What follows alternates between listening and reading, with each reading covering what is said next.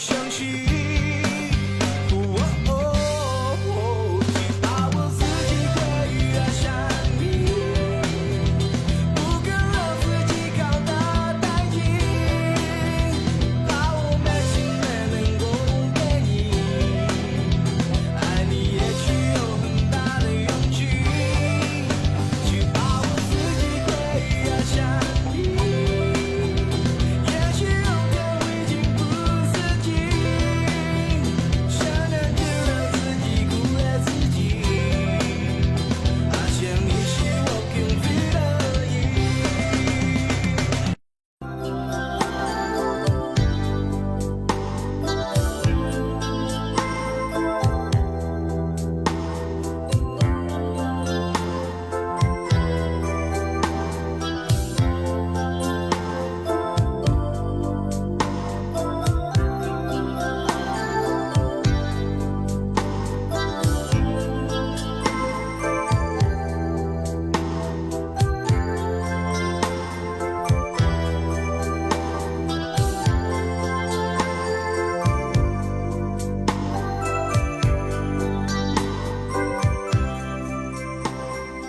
Nagkausap na kami ni Shouts eh.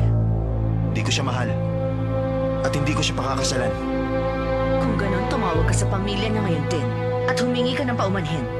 Kunwari wala akong alam sa pangyayari. Ayoko. Ginawa ko lang ang nararapat kong gawin. Hindi ko kailangang humingi ng paumanhin. Tawagan ang pamilya ni Xiaozu. Hanapin si Mr. Ho at ako ang kakausap. Papa, Teka! Arthur, ano ginagawa mo? Ma! Makinig kayo! Mahal ko si Sanjay. Wala ko ibang pakakasalan maliban sa kanya. Makinig ka! Hindi ka ang magdedesisyon sa iyong buhay. Ang anak ni Mr. Ho na si Xiaozu ang napili ko maging daughter-in-law. Ito ang tandaan mo. Ang pangalan ng hampas lupang niya. Huwag na huwag mong mababanggit dito sa ating pamamahay. At kahit kailan hindi pwedeng tumutong dito. Ma! Ba't pati kaligayahan ko pinakikialaman nyo? Iniisip nyo lang ang inyong sarili. Tignan nyo nangyari sa kapatid ko. Inalayo niyo siya sa kanya minamahal at ipinakasal sa anak mayaman. Kahit hindi siya nagrereklamo, alam kong masakit yun para sa kanya. At yun ang pinakamalaki niya pagkakamali. Hindi ako gagaya sa kanya at makikinig sa inyo. Ito lang ang aking masasabi. Hindi ko papayagan dungisan mo ang pangalan ng ating pamilya. Tuloy ang kasal ninyong dalawa anuman ang mangyari. Hindi ako magdedesisyon tungkol sa bagay na ito. Kami ng papa mo ang gagawa ng paraan para manatili ang ating negosyo. Alam niyo dahil sa inyong pagiging makasarili at ang pagpapakasal ko kay Shouts, pagsisisihan niya habang buhay. At ako, habang buhay kong dadalhin yun. Ma, gusto niyo ba talagang sirahin ang buhay ko? Ang balak mong pagpapakasal sa hampas lupang Shanchay na yan, yan ang sisira ng iyong buhay.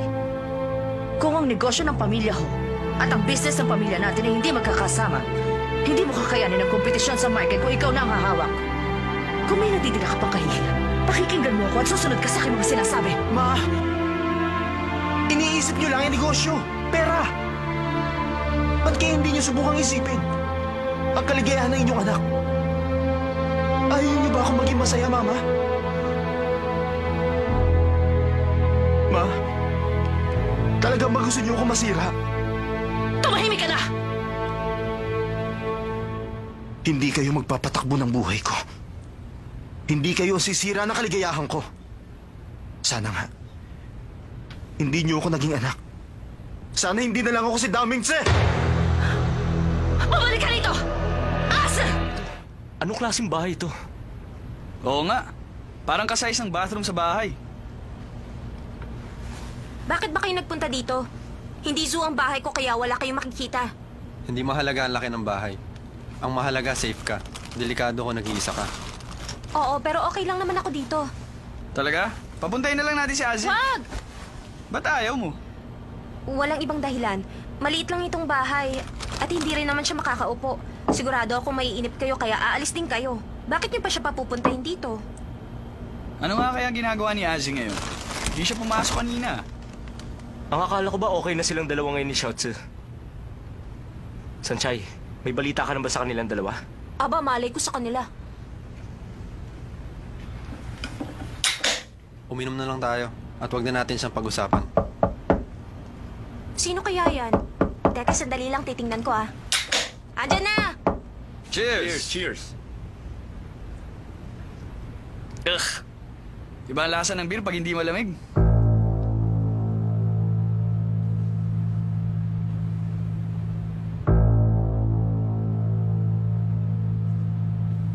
Ang buong akala ko hindi na tayo magkikita, Shanchay.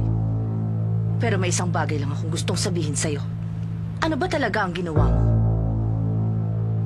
Ang mama ni Xiaozi, si Madam Ho at ang anak kong si Azel, halos sabay nila akong kinausap para ikansilang kasal. Hanggang kailan mo pa iikutin ang ulo ni Dao Mingse hanggat hindi mo nakukuha ang lahat ng gusto mo? Pero wala po akong ginagawa. Alam kong yan ang isasagot mo sa akin. Mukhang mahusay ang parang itinuro sa'yo ng iyong mga magulang. Na kahit ang isang normal na tao ay hindi mag-iisip o maghihinala sa maruming paraan mo. Auntie, bumababa ang paggalang ko sa inyong mga sinasabi. Anong paggalang ang sinasabi mo sa akin? Ganyan ba ang sinasabi mong paggalang? Andy, sa tingin ko si Ase at si Xiaozi, meron lang konting hindi pagkakaintindihan. Meron man o wala. Sa tingin ko, hindi ka nabibilang sa aming lipunan kaya wala kang karapatang magbigay ng opinyon. Nabalitaan ko nga pala na ang mga magulang mo'y lumipat na sa tabing dagat. Nakakaawa ka naman. Bakit naman kasi napakataas ng kanilang pride? Sana tinanggap na nila yung $10 million para walang problema. Hindi naman kaya ang pagdadala mo ng mga lalaking ito sa inyong bahay ay bahagi din ng iyong maruming balak? Huwag niyong kalimutang may matalas ng ngipin ng tigre. Matandang mangkukulam. Matandang makukulam? Sino pa ba? Ikaw ang kausap ko. Baliw na mangkukulam. Kung ayaw niyong mawala ang inyong anak, ibili niyo siya ng kulyar at itali niyo sa inyong bewang. Sandali lang, Shanchay. Sino ka ba sa akala mo? Wala kang karapatang pagsalita ng mga ganyan. Wala akong sinabi sa lipunan. At sa inyong paningin, damong ligaw lang ang katumbas ko. Pero isang bagay ang malinaw kong sasabihin. Ginagawa ko ang lahat para hindi ako maliitin ng mga tao. Alam niyo, ngayon ko lang nalaman para pala kayong walang pinag-aralan. Kayo ang pinakamasamang tao ang aking nakilala. At para sa inyo, ang anak niyo lang ang pinakamahalaga. At ang iba, para sa inyong walang kwenta. Hindi na kayo dapat nagpunta pa. Umalis na kayo!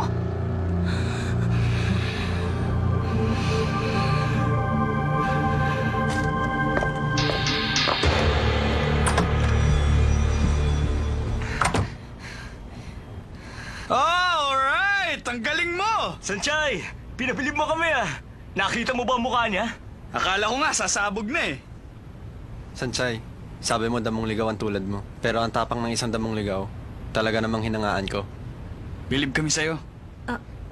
Hindi ko kasi matanggap ang mga sinabi niya. Kaya hindi ko napigilan ang sarili kong pagsalitan siya na hindi maganda. Kung ganon, break na pala si Xiaozi tsaka si Aze. Sabi ko na nga ba sa inyo, hindi magtatagal ang dalawang weird na yun. Pero ang bilis naman yata. Sansay, ano ang gagawin mo? Hindi basta susuko ang mama ni Ase. Tama nga si Laydon. Kailangan natin umisip ng paraan. Hindi mo to pwedeng takbuhan. Hindi ako tatakbo at hindi rin ako magpapatalo sa kanya. Habang tinatapakan niya ako, lalo akong lumalakas. Makikita niya ang tapang na isang damong ligaw. Paano mo nga pala siya lalabanan? Paano nga ba yun? Siya ang female tycoon ng buong hotel industry. Isa pa, siya ang reyna ng Daoming Corporation. Ano naman sa akin? Tao pa rin naman siya. Alam mo, hindi mo siya kilala. Kaya niyang pabagsakin ng sino man anumang oras. Nakakainis na kayo. Kanina lang sumusuporta kayo. Tapos ngayon pinahihinaan niyo loob ko. Pero hindi pa rin ako magpapatalo sa kanya. Hindi sa ganon, Sanchay. Gusto naming malaman ang eksaktong plano mo. Naisip kong... Ano ba? Bakit kayo ganyan? Makipag-date ka kay Ase. Ano sa tingin mo? Ayoko. Huwag na lang. Magandang ideya yun. Makipag-date ka dun sa anak at asarin mo yung nanay. At dun magsisimula ang gera. Yun ang pinakamagandang paraan para labanan ang mama ni Aze. Alam niyo, hindi ko kayo maintindihan. Tama nga yung Mitsuo. Bakit hindi nila sila mag-anak? Siguradong panalo yun. Kami mag-aanak? Mukha yatang malaking kalokohan yan. Baka itakwil ng Reyna ang bata.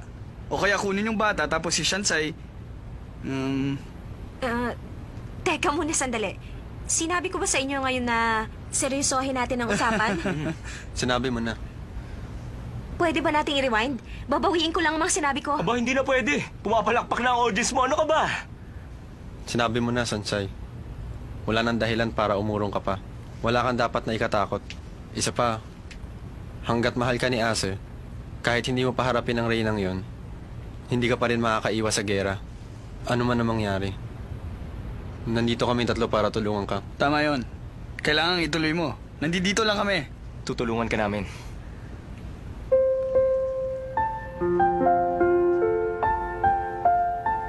Kung ako lang ang papipiliin, mas gugustuhin kong kasama si Lei. At hindi si Dao Mingzi. Alam ni Lei kung paano alisin ang aking inaalala. Pero napakasama talaga ng ugali ng mama ni Dao Mingzi. Kung lumaki siyang kasama ang ganong klaseng tao, siguradong puno ng problema ang mundo niya. Pero ano nga bang nagtulak sa akin para sumugod sa labanang yun? Siya ba ang pinaglalaban ko ngayon?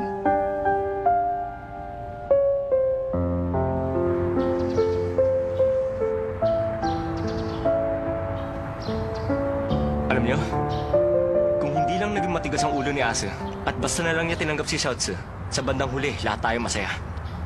Kung ganun pala, yung sinabi natin kanina kay Shansai na makipag-date kay Azu, ay hindi pala isang magandang ideya. Di ba meron tayong kasabihang, the future is in your own hands? At alam nating lahat yon. Pero sa akin palagay, hindi bagay sa atin ang kasabihan na yun. Huwag mo nang sabihin yan. Lei, kung sakaling hindi mo give up si Sanchay para kay Ase, ano kaya mangyayari? Magkakapatid tayo, pero di natin alam ang feelings ni Lei. Hindi dahil sa kinakampihan ko si Azu. Kaya lang, ang sinabi mong yun, hindi yun makakabuti sa ating lahat.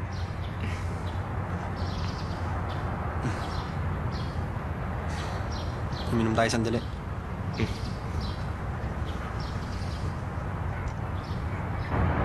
Yung tinitiran ngayon ng hampas lupang yun, maging ang mga lupang nakapaligid doon, bilhin mong lahat. Opo, madam. Ako na pong bahala.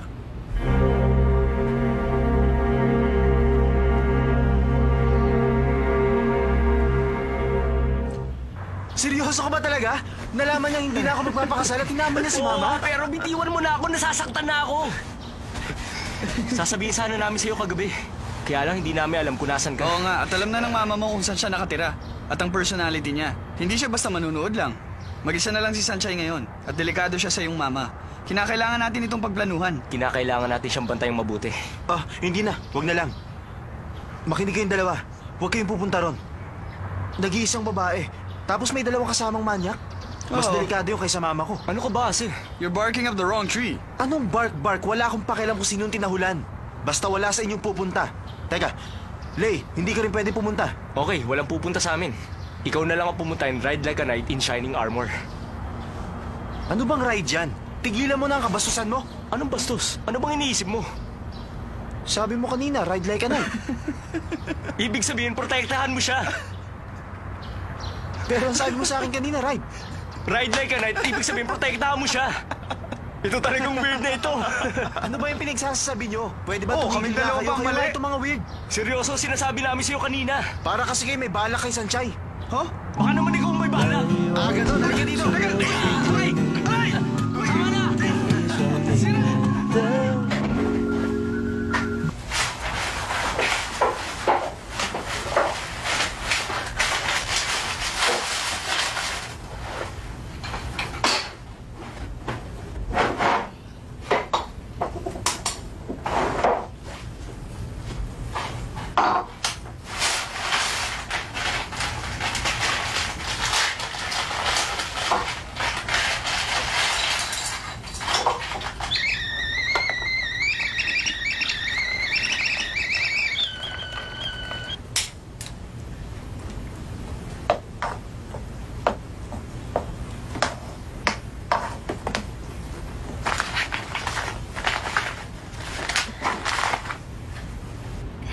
Galing kina Mama.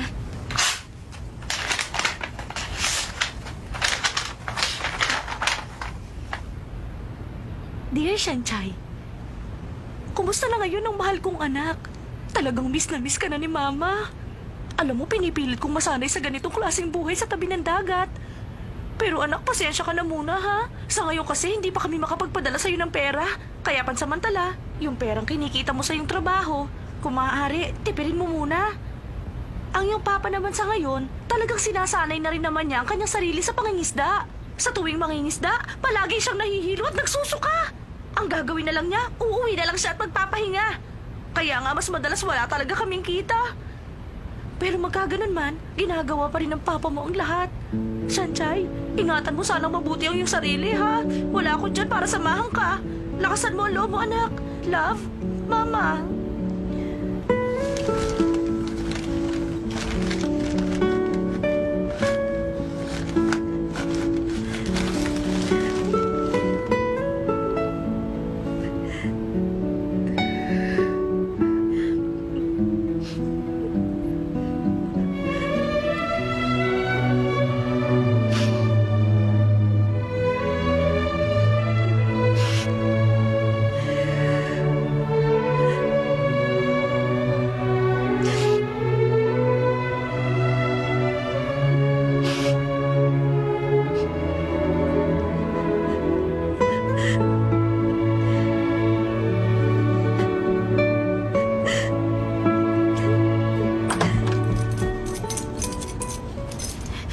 Kayo po pala.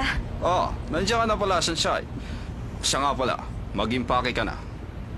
Bakit po? Dahil po ba hindi pa ako nakakabayad ng upa? Pag nakasweldo na po ako sa susunod na buwan, ibibigay ko na po sa inyo kagad.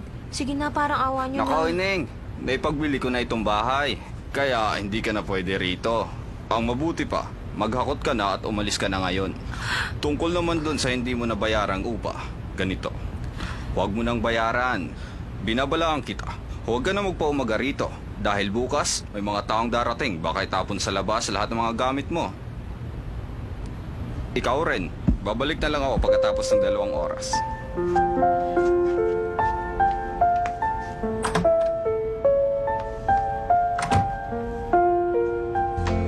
虽然不知外因你，